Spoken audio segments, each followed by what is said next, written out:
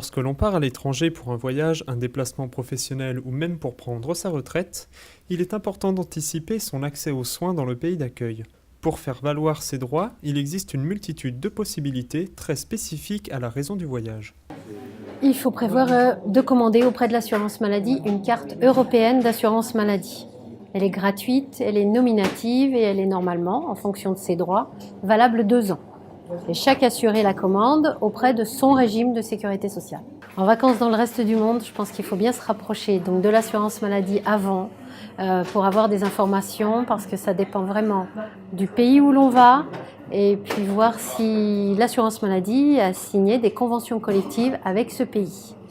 Il faut également, je pense, se renseigner peut-être auprès du ministère des Affaires étrangères, voir si la situation peut-être sanitaire, entre autres, est stable dans ce pays. Il faut peut-être se renseigner aussi auprès de sa banque, parce que dans certains pays, les soins sont très onéreux, par exemple aux États-Unis, et très souvent avec sa banque, si on a acheté ses billets d'avion avec sa carte bancaire, on a souvent des assurances complémentaires. Ne pas hésiter peut-être aussi à envisager auprès d'une assurance privée, une assurance rapatriement ou quelque chose comme ça. Effectivement, après, on aura toujours les réfractaires qui vont partir sac à dos au dos et puis vont aller où le vent les mène. Mais je pense que maintenant, il y a quand même beaucoup de familles qui partent avec des enfants. C'est sécurisant tout simplement. On peut peut-être moins facilement maintenant partir à l'aventure que fut un temps. Je pense qu'il faut vraiment sécuriser, surtout lorsqu'on a des enfants. Dans le cadre d'un voyage touristique, la carte européenne d'assurance maladie suffit pour les voyages dans les pays de l'Union européenne. Mais il est important de consulter un conseiller à l'assurance maladie pour les autres destinations. Qu'en est-il des étudiants à l'étranger ? Alors il faut voir en fonction de dans quel schéma on part. Si on est assuré un régime de sécurité sociale étudiant en Côte d'Or, donc SMEREB et LMDE, et qu'on est envoyé donc dans un pays en général d'Europe ou voire autre dans le cadre d'Erasmus. C'est un échange d'étudiants, donc on reste auprès de son régime de sécurité sociale étudiant et normalement on part avec sa carte européenne d'assurance maladie.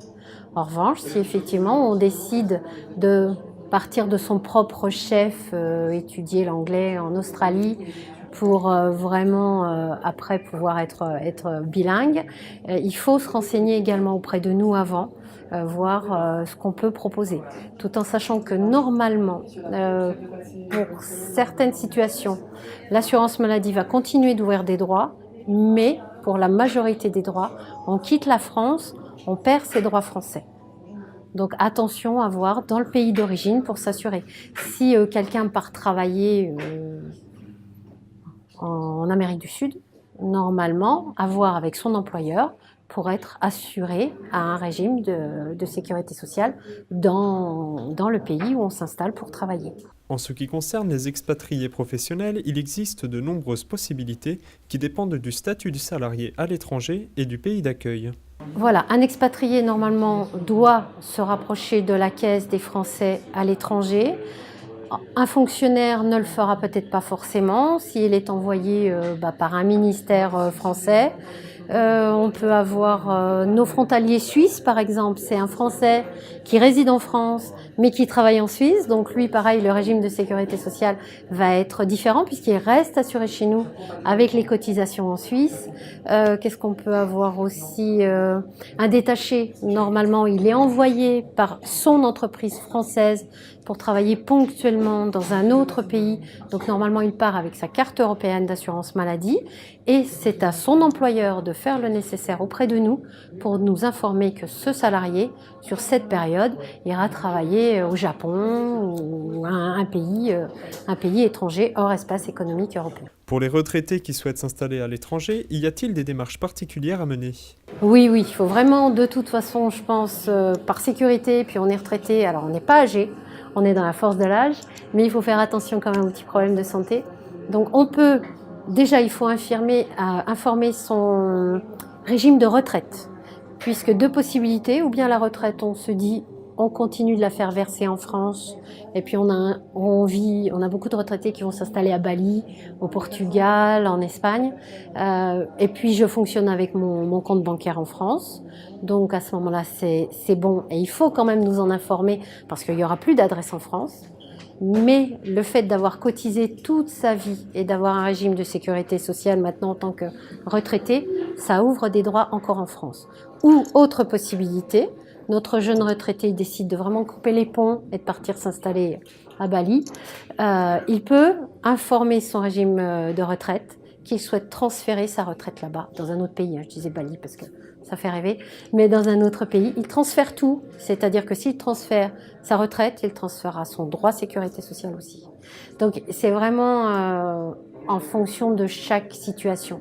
Un détaché, il veut partir ponctuellement seul, après il veut faire venir sa famille, et puis quelqu'un qui décide carrément de changer de vie et puis de chercher un job ailleurs.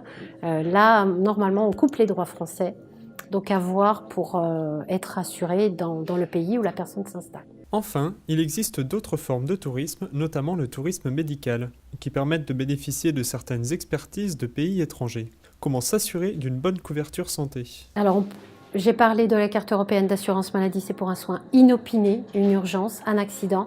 Il peut y avoir des soins programmés, mais il faut auparavant demander l'avis et l'accord à notre médecin conseil. Donc il faut vraiment réfléchir, s'y prendre bien à l'avance et nous faire parvenir les documents nécessaires pour faire une demande de prise en charge et un accord. Ce sont des soins programmés à l'étranger dont l'assurance maladie, entre autres notre service médical, doit être informé et donner son accord. Une réaction ? Un témoignage ? Commentez ce reportage sur dijonsanté.fr.